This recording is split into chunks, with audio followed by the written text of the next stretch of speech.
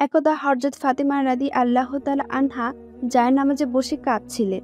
তার দু চোখের পানিতে বুক ভেসে যাচ্ছে। এমন সময় হযরত ফাতিমা রাদিয়াল্লাহু তাআলা আনহার ঘরে হযরত মুহাম্মদ সাল্লাল্লাহু আলাইহি ওয়াসাল্লাম উপস্থিত হলেন। হযরত মুহাম্মদ সাল্লাল্লাহু আলাইহি ওয়াসাল্লাম উপস্থিত হয়ে দেখতে পেলেন যে তার কলিজার টুকরা মা ফাতেমা জায়নামাজে বসে কাঁদছেন। তখন হযরত মুহাম্মদ সাল্লাল্লাহু আলাইহি ওয়াসাল্লাম ফাতেমা রাদিয়াল্লাহু তাআলা আনহাকে বললেন, মা ফাতেমা, তোমার জায়নামাজের কণা উল্টিয়ে দেখো। তখন হযরত ফাতিমা রাদিয়াল্লাহু তাআলা আনহা জায়নামাজের একটি কণা উল্টিয়ে চমকে উঠে বললেন, এ কি আব্বাজান? এই যে গলিত স্বর্ণের স্রোত গতিতে বয়ে যাচ্ছে। তখন হযরত মুহাম্মদ সাল্লাল্লাহু আলাইহি ওয়াসাল্লাম বললেন, মা, তোমার প্রয়োজন মতো স্বর্ণ উঠিয়ে রাখো, তার ধারা তোমার সংসার পরিচালনা করো। দুনিয়ার আরাম আনন্দ জাঁকজমক যা ইচ্ছা তাই করতে থাকো, তবে দুনিয়ার সুখ সুবিধা ক্ষণস্থায়ী, পরকালের সুখ শান্তি চিরস্থায়ী। এখন তুমি বুঝে বলো, দুনিয়ার সুখ শান্তি চাও নাকি আখিরাতের সুখ শান্তি চাও? হযরত মুহাম্মদ সাল্লাল্লাহু আলাইহি ওয়াসাল্লামের এই কথা শুনে মা ফাতেমা রাদিয়াল্লাহু তাআলা আনহা জায়নামাজের কণা ছেড়ে দিয়ে বললেন, আব্বাজান, আমার দুনিয়ার সুখ সুবিধার প্রয়োজন নেই, আমি এর চেয়ে আরো অধিক কষ্ট ভোগ করতে পারবো। আরেক দিনের ঘটনা। একদিন ফাতেমা রাদিয়াল্লাহু তাআলা আনহা দেহ এমন দুর্বল হয়ে পড়েছিল যে হযরত ফাতিমা রাদিয়াল্লাহু তাআলা আনহা আর বিছানা থেকে উঠতে পারছিলেন না। এই ঘটনা হযরত মুহাম্মদ সাল্লাল্লাহু আলাইহি ওয়াসাল্লামের অবগত হলেন। হযরত মুহাম্মদ সাল্লাল্লাহু আলাইহি ওয়াসাল্লাম ফাতিমা রাদিয়াল্লাহু তাআলা আনহাকে দেখার জন্য রওনা হলেন। তিনি হযরত ফাতিমা রাদিয়াল্লাহু তাআলা আনহার দরজায় এসে উপস্থিত হলেন। দরজায় দাঁড়িয়ে ডাক দিলেন। ফাতিমা রাদিয়াল্লাহু তাআলা আনহা বললেন, আব্বা গো, আমার দেহে শুধুমাত্র একখানা চাদর জড়িয়ে আছে, তাহা দিয়ে শরীরটা কোনো রকম ঢেকে রেখেছি। সারা শরীর ঢাকার মতো আমার কাছে কিছুই নেই। এটা শুনে হুজুর সাল্লাল্লাহু আলাইহি ওয়াসাল্লাম নিজের মাথার পাগড়িখানা ভিতরে ছুরি দিয়ে বললেন, এটা দিয়ে মাথা ঢেকে নাও। অতঃপর হযরত মুহাম্মদ সাল্লাল্লাহু আলাইহি ওয়াসাল্লাম ভিতরে গিয়ে বললেন, মা, তোমার কি অসুখ হয়েছে? ফাতেমা রাদিয়াল্লাহু তাআলা আনহু তখন বললেন, আব্বাজান, কয়েকদিন যাবৎ উপোস করতে করতে ক্ষুধার জ্বালায় মাথা ব্যথা দুর্বল হয়ে গিয়েছি। এটা শুনে হযরত মুহাম্মদ সাল্লাল্লাহু আলাইহি ওয়াসাল্লাম বললেন, মা ফাতেমা, আমিও আজ 3 দিন যাবৎ উপবাসী, অথচ আমি আল্লাহর নিকট তোমার চেয়ে অধিক প্রিয়।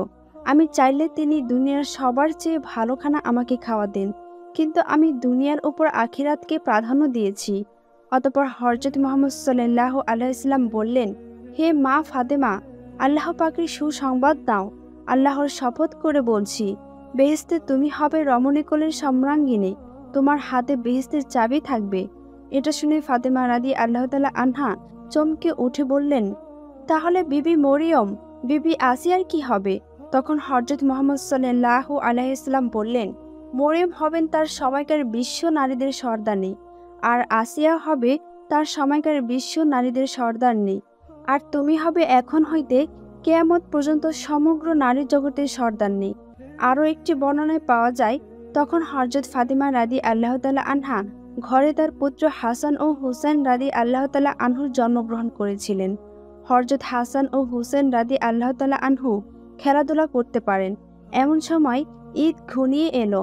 অনেকেই নতুন নতুন পোশাক কিনতে লাগলো, কিন্তু হযরত আলী রাদিয়াল্লাহু তাআলা আনহুর ঘরে ঈদের কোনো ভালো খাবার এবং নতুন জামা কাপড় আনা সম্ভব হলো না।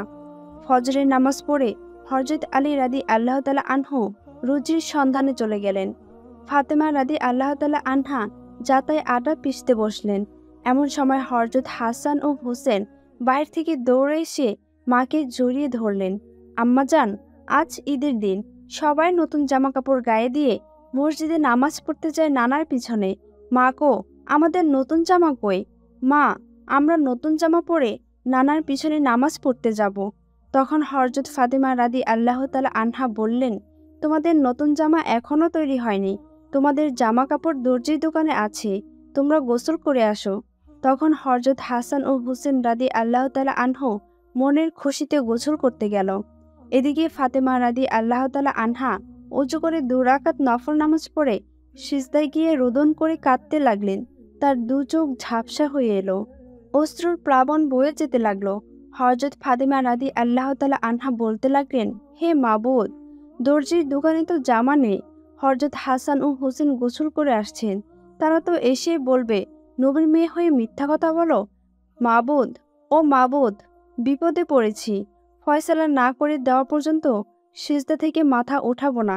এদিকে হাসান হোসেন এসে দেখেন তাদের দুঃখিনী মা সিজদে পড়ে কাঁদছেন। ছেলেরা মা মা বলে চিৎকার করছেন।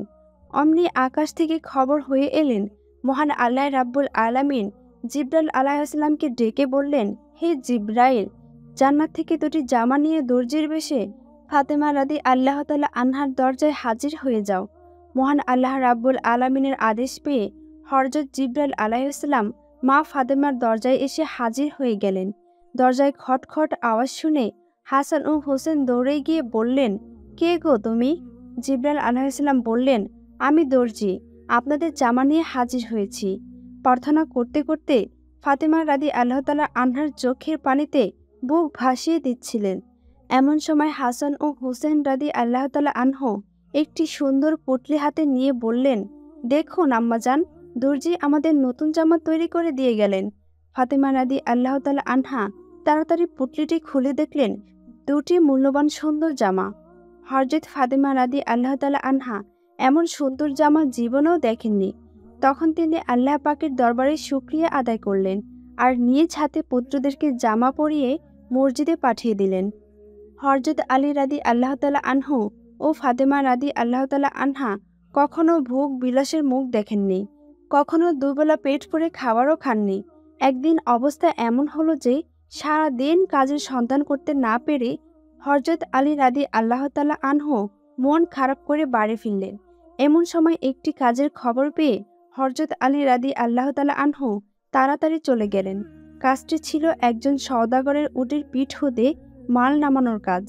মজুরির অর্থ হাতে পেয়ে হযরত আলী রাদি আল্লাহ তাআলা আনহু দৌড়িয়ে বাজারে গিয়ে দেখেন সব দোকান বন্ধ হয়ে গিয়েছে।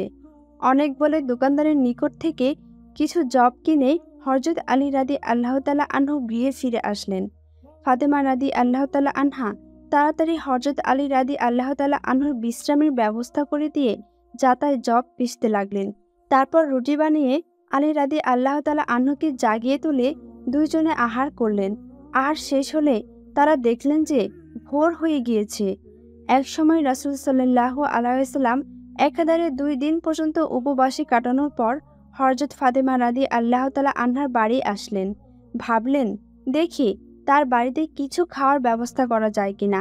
এই ভেবে ফাতেমা রাদি আল্লাহ তাআলা আনহার ঘরে এসে হযরত মুহাম্মদ সাল্লাল্লাহু আলাইহি ওয়াসাল্লাম উপস্থিত হলেন। কিন্তু আল্লাহর কি দারুণ লীলা খেলা! হযরত ফাতেমা রাদি আল্লাহ তাআলা আনহা ও তার পরিবার আজ 3 দিন পর্যন্ত উপবাসে রয়েছেন। ফাতেমা রাদি আল্লাহ তাআলা আনহা পিতার মুখে তাকিয়ে ক্ষুধার পিপাসা বুঝতে পারলেন, আর রাসূল সাল্লাল্লাহু আলাইহি ওয়াসাল্লামও তার কন্যার মুখের দিকে তাকিয়ে সব কিছুই বুঝতে পারলেন। তাই হযরত মুহাম্মদ সাল্লাল্লাহু আলাইহি ওয়াসাল্লাম হযরত ফাতেমা রাদি আল্লাহ তাআলা আনহুকে ধৈর্য ধারণ এবং সহ্যগুণ সম্পর্কিত অনেক ফজিলত মূল্যবান বাণী শুনিয়ে বাড়ি ফিরলেন। এদিকে হযরত ফাতেমা রাদি আল্লাহ তাআলা আনহা ক্ষুধার্ত পিতাকে কিছু খাওয়াতে না পেরে মনে দারুণ ব্যথিত হলেন। ফাতেমা রাদি আল্লাহ তাআলা আনহার বাড়ি থেকে রাসূল সাল্লাল্লাহু আলাইহি ওয়াসাল্লাম কোনো দিনেও খালি মুখে ফিরে যাননি। দুঃখ বেদনায় হযরত ফাতেমা রাদি আল্লাহ তাআলা আনহার চোখে পানি চলে আসলো। তিনি কেঁদে ফেললেন এবং মহান আল্লাহ রাব্বুল আলামিনের কাছে 2 হাত তুলে মোনাজাত করলেন এবং তার যাবতীয় বিষয় উহার মধ্যে বর্ণনা করলেন। কিছু সময় পর একজন অপরিচিত লোক হযরত ফাতেমা রাদি আল্লাহ তাআলা আনহার ঘরে এসে তাকে প্রচুর খাদ্য ভরা খাঞ্চা দিয়ে গেল। হযরত ফাতেমা রাদি আল্লাহ তাআলা আনহা খাঞ্চা দেখে এবং পেয়ে খুশি হয়ে গেলেন এবং মহান আল্লাহ রাব্বুল আলামিনের কাছে শুকরিয়া আদায় করলেন। এরপর রাসূল সাল্লাল্লাহু আলাইহি ওয়াসাল্লামকে ফাতেমা রাদি আল্লাহ তাআলা আনহার কাছে ডেকে আনা হলেন এবং তার সামনে খাঞ্চা হাজির করলেন। রাসূল সাল্লাল্লাহু আলাইহি ওয়াসাল্লাম খাঞ্চার ঢাকনা খুলে খাঞ্চাতে প্রচুর রুটি এবং ভুনা মাংস খুশবুযুক্ত দেখে বিস্মিত হলেন। হযরত ফাতেমা রাদি আল্লাহ তাআলা আনহাকে জিজ্ঞাসা করা হলো, মা ফাতেমা, এত সুস্বাদু খাবার তুমি কোথায় পেলে? হযরত ফাতেমা রাদি আল্লাহ তাআলা আনহা পিতার এরূপ কথা শুনে মুচকি হাসি দিয়ে পিতার কথার উত্তর দিলেন, হে পিতা, যেখান থেকে হযরত ঈসা আলাইহিস সালাম এর মা হযরত মরিয়ম আলাইহিসসালামকে খাবার পাঠানো হতো। সেখান থেকেই এই খাবার এসেছে। এবার রাসূল সাল্লাল্লাহু আলাইহি ওয়াসাল্লাম বুঝতে পারলেন এটা আল্লাহ তাআলার প্রদত্ত বেহেশতি খাবার, যা হযরত ফাতেমা রাদিয়াল্লাহু তাআলা আনহাকে খাবার হিসেবে পাঠানো হয়েছে। হযরত মুহাম্মদ সাল্লাল্লাহু আলাইহি ওয়াসাল্লাম হযরত ফাতেমা রাদিয়াল্লাহু তাআলা আনহা ও তার পরিবার পরিজন সহ তৃপ্তি সহকারে খাবার খেলেন। এরপর অনেক খাবার উদ্ধৃত হলো। যে সমস্ত খাবার রয়ে গেল সেই সমস্ত খাবার তাদের প্রতিবেশীদের বিলিয়ে দিলেন। তারাও তৃপ্তি সহকারে খাবার খেলেন এবং হযরত ফাতেমা রাদিয়াল্লাহু তাআলা আনহার প্রশংসা করতে লাগলেন। একদিন হযরত ফাতেমা রাদিয়াল্লাহু তাআলা আনহা রুটি তৈরি করার জন্য দুপুরবেলা আটা পিষতে পিষতে ক্লান্ত হয়ে ঘুমিয়ে পড়লেন। এমন সময় উম্মে আয়মান নামক এক মহিলা কোনো এক কাজের জন্য হযরত ফাতেমা রাদিয়াল্লাহু তাআলা আনহার কাছে আসলেন। তিনি ফাতেমা রাদিয়াল্লাহু তাআলা আনহার দরজায় এসে ডাকবেন কিনা তা ভাবছেন।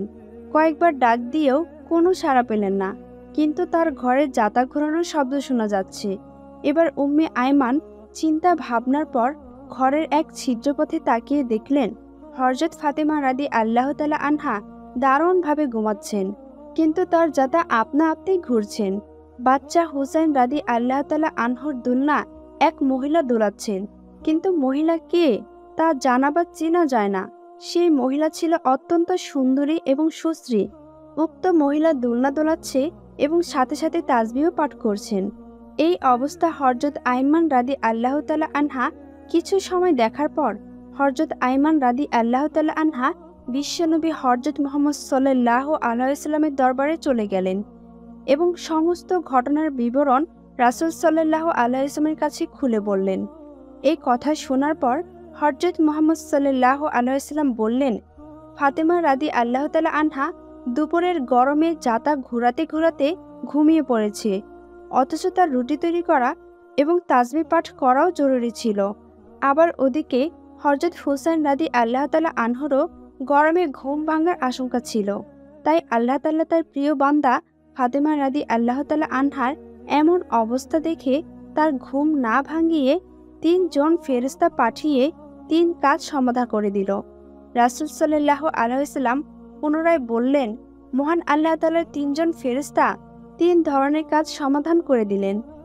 একজন ফেরেশতা অদৃশ্য অবস্থায় হযরত ফাতেমা রাদিয়াল্লাহু তাআলা আনহার অসমাপ্ত জব পিষে আটা তৈরি করে দিলেন। দ্বিতীয়জন হযরত হুসাইন রাদিয়াল্লাহু তাআলা আনহুর ঘুম যাতে না ভাঙে সেজন্য তার গায়ে হাত বুলিয়ে ঘুম পাড়ালেন। আর তৃতীয়জন ফেরেশতা এক রমণীর রূপ ধারণ করে হযরত ফাতেমা রাদিয়াল্লাহু তাআলা আনহার পর্দা রক্ষার দায়িত্ব গ্রহণ করে তার অসমাপ্ত তাসবিহ পাঠ করিয়ে দিলেন। এভাবে মহান আল্লাহ তাআলা তার প্রিয় বান্দা বান্দীদের বাড়ির কাজকর্ম তার ফেরেশতা দিয়ে সমাধান করে থাকেন। রাসূল সাল্লাল্লাহু আলাইহি ওয়াসাল্লামের মুখে হযরত ফাতেমা রাদিয়াল্লাহু তাআলা আনহার এরূপ বিস্ময়কর ঘটনা শুনে উপস্থিত সকল সাহাবায়ে কেরাম ও উম্মে আয়মান রাদিয়াল্লাহু তাআলা আনহা বিস্মিত হলেন। সকলে হযরত ফাতেমা রাদিয়াল্লাহু তাআলা আনহার জন্য প্রাণ ভরে দোয়া করলেন। একবার মদিনায় ৩ দিন যাবৎ হযরত মুহাম্মদ সাল্লাল্লাহু আলাইহি ওয়াসাল্লামের কোনো খবর ছিল না। ওমর রাদিয়াল্লাহু তাআলা আনহু তরবারি হাতে নিয়ে বললেন, এই মদিনার মুনাফিকরা, বলো রাসূল সাল্লাল্লাহু আলাইহি ওয়াসাল্লাম কোথায়? কিছুক্ষণের মধ্যে যদি রাসূল সাল্লাল্লাহু আলাইহি ওয়াসাল্লামের খবর না দিতে পারো, তবে মদিনার একটা মুনাফিককেও এই ওমরের তরবারির আঘাত থেকে কেউ বাঁচাতে পারবে না। মুনাফিকরা ভয়ে কাঁপছে আর বলছে, আমরা তো রাসূলের খবর জানি না।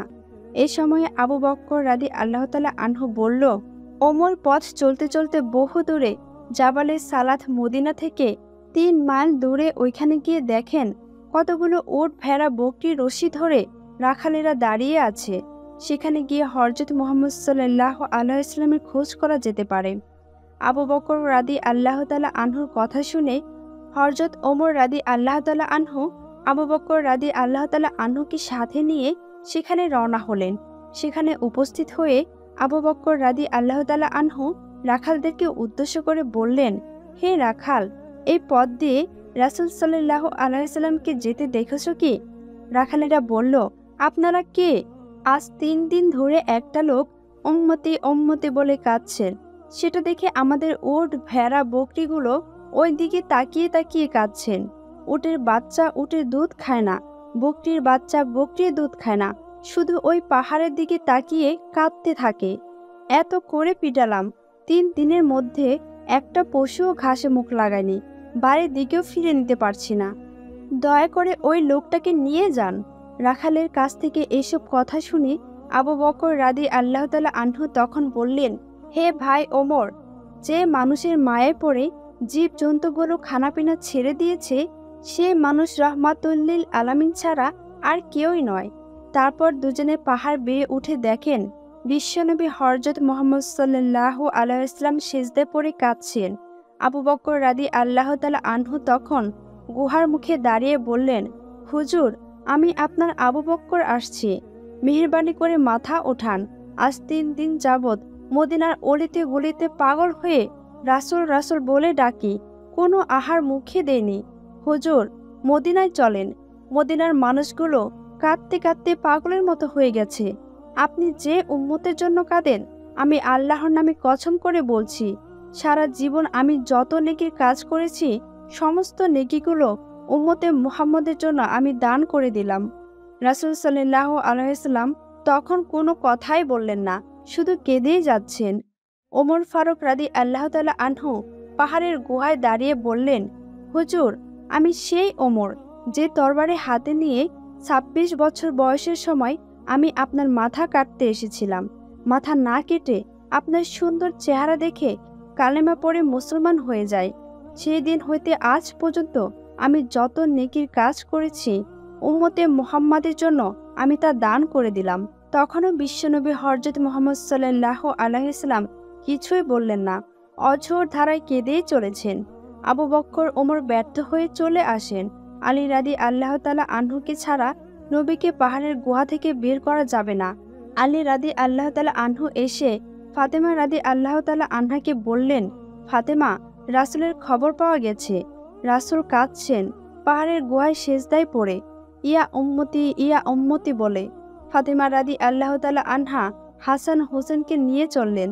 ফাতেমা রাদিয়াল্লাহু তাআলা আনহা পাহাড় বেয়ে উপরে উঠে পাহাড়ের গুহায় দাঁড়িয়ে বললেন, আব্বা গো, কেমন করে আপনি আপনার মাকে ভুলে গেলেন? কোথাও সফরে যাওয়ার সময় আপনার শেষ বিদায় আমার কাছ থেকে নিতেন। আজ 3 দিন যাবৎ আপনার কোনো খবর নেই। আপনার মায়ের কাছে না বলে আপনি উম্মতি বলে পাহাড়ের গুহায় এসে কাঁদেন। আপনার চিন্তায় 3 দিন পর্যন্ত কিছুই আহার করিনি। মদিনার মানুষগুলো এতিমের মতো রাস্তায় গড়াগড়ি দিয়ে কাঁদছে। হাসান হুসেন কাঁদছে, ওদেরকে বোঝাতে পারে না। বাবা গো, যে উম্মতের জন্য কাঁদেন আর কাঁদতে হবে না। আমি আপনার মা এসেছি। আমি ফাতেমার জিন্দেগির সমস্ত নেকিগুলো আপনার উম্মতকে দিয়ে দিলাম। নবী তখনও কিছুই বললেন না, শুধু কাঁদছেন। এবার ফাতেমা সিজদায় পড়ে বললেন, হে আল্লাহ, তুমি সাক্ষী, দেওয়ার মতো আমার কিছুই নেই। যে ছেলে দুটি তুমি আমাকে দান করেছ, আমি তোমার নামে কসম করে বলছি, আমার কলিজার টুকরা হাসান হুসেনকে বাবার উম্মতের জান্নাতের জন্য আমি কুরবানি করে দিলাম। আল্লাহ পাক তখন হযরত জিবরাইল আলাইহিস সালামকে ডাক দিয়ে বললেন, হে জিবরাইল, তুমি যাও, আমার বন্ধুর কাছে যাও, গিয়ে আমার সালাম দাও এবং আমার বন্ধুকে গিয়ে জানিয়ে দাও, বন্ধু যেন আর না কাঁদে। ফাতেমার কোরবানি আমি কবুল করেছি। আমার বন্ধুর চোখের পানি আমি কবুল করেছি। আমি আজকে দেখলাম আমার বন্ধুও উম্মতের জন্য কেমন দরদি। হাবিবকে জানিয়ে দিন ফাতেমাকে সঙ্গে করে মদিনায় চলে যাক। হাসরের কঠিন ময়দানে আমি ওয়াদা দিলাম, আমার হাবিবের কাছে জিজ্ঞাসা না করে আমি তার একটি উম্মতকেও জাহান্নামে দিব না। মহান আল্লাহ পাকের নির্দেশ অনুযায়ী হযরত জিবরাইল আলাইহিস সালাম এসে সেখানে উপস্থিত হলেন এবং হযরত মুহাম্মদ সাল্লাল্লাহু আলাইহি সাল্লামকে সব কিছু জানিয়ে দিলেন। এবার হযরত মুহাম্মদ সাল্লাল্লাহু আলাইহি সাল্লাম সিজদা থেকে মাথা উঠিয়ে বললেন, হে ফাতেমা, আমার ইচ্ছে ছিল আমি সেই পর্যন্ত কাঁদব যতক্ষণ না আমার আল্লাহ আমার ডাকে সাড়া দিয়ে বলবেন, বন্ধু, আর কাঁদা লাগবে না, তোমার একটা গুনাহগার উম্মতকেও আমি জাহান্নামে দেব না। যতক্ষণ আল্লাহ এই ওয়াদা না করতেন আমি ততক্ষণ পর্যন্ত এভাবে কাঁদতেই থাকতাম। হযরত ফাতেমা রাদিয়াল্লাহু তাআলা আনহা হাসান হোসেনকে উম্মতের জন্য কুরবানি দিয়েছেন। সেজন্যই তারা 2 ভাই শহীদ হয়েছেন এবং তারা 2 ভাই বেহেশতের যুবকদের সর্দার হবেন। আল্লাহ পাক তার প্রিয় রাসূলকে যেমন দুনিয়ার পুরুষ জাতির মধ্যে শ্রেষ্ঠ ব্যক্তি হিসেবে নির্বাচিত করেছেন, তেমনি তার দেহের অংশ ফাতিমা রাদিয়াল্লাহু তাআলা আনহাকেও দুনিয়ার নারী জাতির মধ্যে শ্রেষ্ঠ ব্যক্তি হিসাবে নির্বাচিত করেছেন। এভাবেই কেটে গেল কয়েকটি বছর। এরপর হযরত মুহাম্মদ সাল্লাল্লাহু আলাইহি ওয়াসাল্লাম আল্লাহ পাকের ডাকে এ দুনিয়ার মায়া ত্যাগ করে চলে গেলেন পরকালে। ইন্না লিল্লাহি ওয়া ইন্না ইলাইহি রাজিউন। প্রিয় দর্শক, এরপর হযরত ফাতিমা রাদিয়াল্লাহু তাআলা আনহা একেবারে একাকী হয়ে গেলেন। তিনি তার পিতা হারানোর বিচ্ছেদ একেবারে সহ্য করতে পারলেন না। ক্রমশই তিনি দুর্বল হয়ে পড়লেন। একদা হযরত আলী রাদিয়াল্লাহু তাআলা আনহু ফজরের নামাজ পড়ার জন্য মসজিদে গিয়েছেন। এদিকে হযরত ফাতিমা রাদিয়াল্লাহু তাআলা আনহা গায়ে অত্যন্ত জ্বর। হযরত ফাতিমা রাদিয়াল্লাহু তাআলা আনহার এই জ্বর অবস্থায় ঘরের সমস্ত কাজ শেষ করেছেন। হযরত আলী রাদিয়াল্লাহু তাআলা আনহু মসজিদ থেকে এসে দেখেন ফাতিমা রাদিয়াল্লাহু তাআলা আনহা কাঁদছেন। আলী রাদিয়াল্লাহু তাআলা আনহু তখন প্রশ্ন করলেন, ও ফাতেমা, তুমি কাঁদছো কেন? ফাতেমা রাদিয়াল্লাহু তাআলা আনহা কোনো উত্তর দিলেন না। ফাতেমা রাদিয়াল্লাহু তাআলা আনহা আরো জোরে জোরে কাঁদতে লাগলেন। আলী রাদিয়াল্লাহু তাআলা আনহু কয়েকবার প্রশ্ন করার পর ফাতেমা রাদিয়াল্লাহু তাআলা আনহা কাঁদতে কাঁদতে বললেন, ও আলী, আমি স্বপ্নের মধ্যে দেখেছি আমার আব্বাজান হযরত মুহাম্মদ সাল্লাল্লাহু আলাইহি ওয়াসাল্লাম আমার ঘরের মধ্যে ঢুকে কি জানি তালাশ করছেন। ঘর থেকে বাহির হওয়ার সময় আমি পিছন দিক থেকে আমার আব্বাজানকে ডাক দিলাম, ও আব্বাজান, আপনি কি তালাশ করছেন? আব্বাজান, হযরত মুহাম্মদ সাল্লাল্লাহু আলাইহি ওয়াসাল্লাম বলছেন, ও আমার ফাতেমা, আমি তো তোমাকেই তালাশ করছি, তোমাকে নিয়ে যাওয়ার জন্য। হযরত মুহাম্মদ সাল্লাল্লাহু আলাইহি ওয়াসাল্লাম আমার আব্বাজান আরও বললেন, ও আমার ফাতেমা, আজকে তো তুমি রোজা রাখবা, সেহরি করবা আলীর দস্তরখানায়, আর ইফতার করবে আমি আব্বাজানের দস্তরখানায়। হযরত আলী রাদিয়াল্লাহু তাআলা আনহু এই স্বপ্ন শোনার পর তার আর বুঝতে বাকি রইল না যে ফাতেমা রাদিয়াল্লাহু তাআলা আনহা আজকেই ইন্তেকাল করবেন। তখন দুজনে আরও জোরে জোরে কাঁদতে লাগলেন। এই সময়ের মধ্যে হযরত হাসান হোসেন রাদিয়াল্লাহু তাআলা আনহু এসে জিজ্ঞাসা করলেন, ও আব্বাজান, ও আম্মাজান, আপনারা দুজন কাঁদছেন কেন? ফাতেমা রাদিয়াল্লাহু তাআলা আনহার একটি অভ্যাস ছিল, যখন হাসান হোসেন রাদিয়াল্লাহু তাআলা আনহু কোনো কাজে বিরক্ত করতেন, তখন দুজনকেই নানাজনের কবরের কাছে যেতে বলতেন। আজকেও ফাতেমা রাদিয়াল্লাহু তাআলা আনহা বললেন, তোমরা দুজন এখন নানার কবরের কাছে চলে যাও। মায়ের কাছ থেকে আদেশ পেয়ে হযরত হাসান ও হুসেন রাদিয়াল্লাহু তাআলা আনহু নানার কবরের নিকটে চলে গেলেন। সেখানে যাওয়ার সাথে সাথে কবর থেকে আওয়াজ আসছিল, ও আমার আদরের নাতিরা, এই মুহূর্তে তোমরা আমার কাছে কেন এসেছো? আমার কাছে তো সব সময় আসতে পারবে। এখন যাও, গিয়ে মায়ের চেহারার দিকে তাকিয়ে থাকো। এই কথা শোনার পর দুই ভাই কাঁদছে আর দৌড়াচ্ছে। দৌড়াতে দৌড়াতে আম্মার নিকটে চলে গেলেন এবং আম্মার কাছে এসে বললেন, তোমরা দুজন কেন কাঁদছো? আমরা তা বুঝেছি। নানাজান আমাদেরকে সব কিছু বলে দিয়েছে। আজকের দিনটা তোমার জন্য শেষ দিন। নানাজান তোমার চেহারার দিকে তাকিয়ে থাকার জন্য আমাদেরকে বলেছেন। বিকেলের দিকে হযরত ফাতেমা রাদিয়াল্লাহু তাআলা আনহা শরীর বেশি খারাপ হলো। তাকে বিছানাতে শোয়ানো হলো। ফাতেমা রাদিয়াল্লাহু তাআলা আনহা মৃত্যুর পূর্বক্ষণে আলী রাদিয়াল্লাহু তাআলা আনহুকে 3টি কথা বলেছিলেন। 1, ও আলী, যেদিন থেকে আমি আপনার ঘরে এসেছি ওই দিন থেকে নিয়ে আজ পর্যন্ত আপনাকে আমি অনেক কষ্ট দিয়েছি। আলী, আপনি যদি আমাকে ক্ষমা না করেন তাহলে কিয়ামতের ময়দানে আমি সন্তানের কারণে আমার আব্বাজান অনেক লজ্জিত হবেন। বলেন, আপনি আমাকে ক্ষমা করলেন কিনা? আলী রাদিয়াল্লাহু তাআলা আনহু তখন বললেন, ও ফাতেমা, তুমি এসব কি বলছো? আমি আলী তো তোমার যোগ্য ছিলাম না। তোমার আব্বাজান দয়া করে মেহেরবানি করে তোমাকে আমার কাছে বিয়ে দিয়েছেন।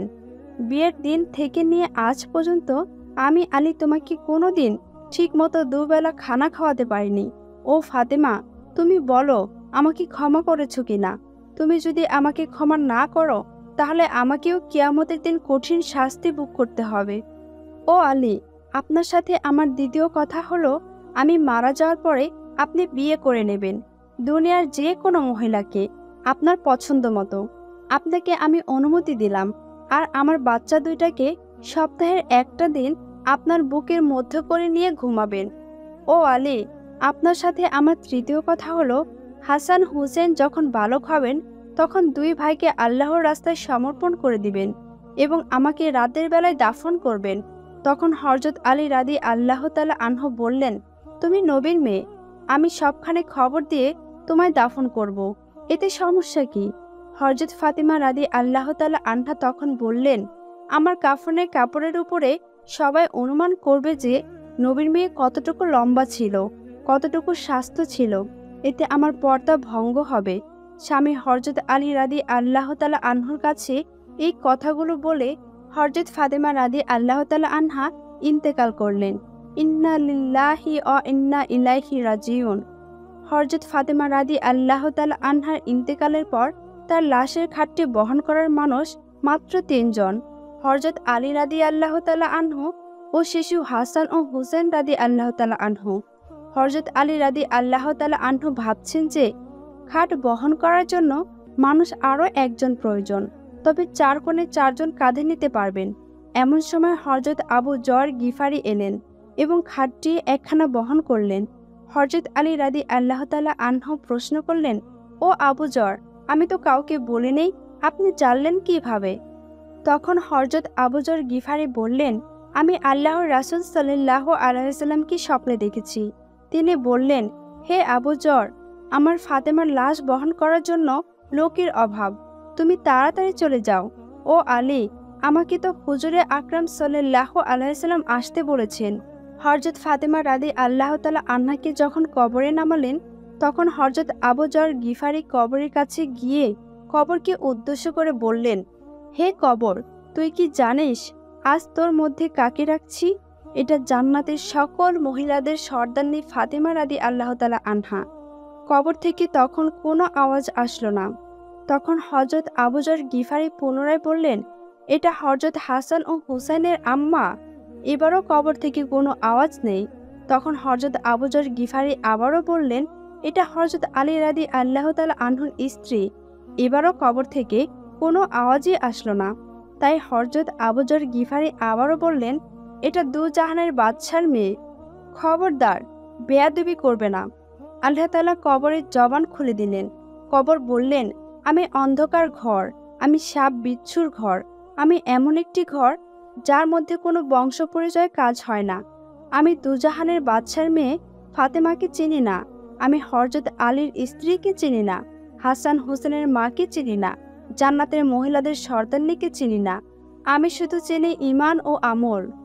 আমার মধ্যে যদি কেউ ভালো আমল নিয়ে আসে তাহলে আমি কবর তাকে জান্নাতের বিছানায় বিছিয়ে দিব, আর যদি কেউ খারাপ আমল নিয়ে আসে তাহলে আমি কবর দুই দিক থেকে এমন জোরে চাপ দিব হাড় মাংস মিশিয়ে একত্রিত হয়ে যাবে।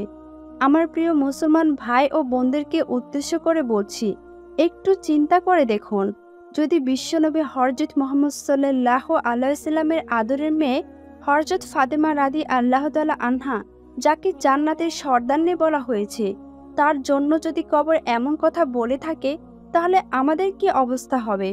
কিসের আশায়, কি চিন্তা করে আমরা মহান আল্লাহ তাআলার হুকুম ভুলে আছি? আল্লাহ আমাদের সকলকে ঈমান ও নেক আমল নিয়ে কবরে যাওয়ার তৌফিক দান করুক। আমিন।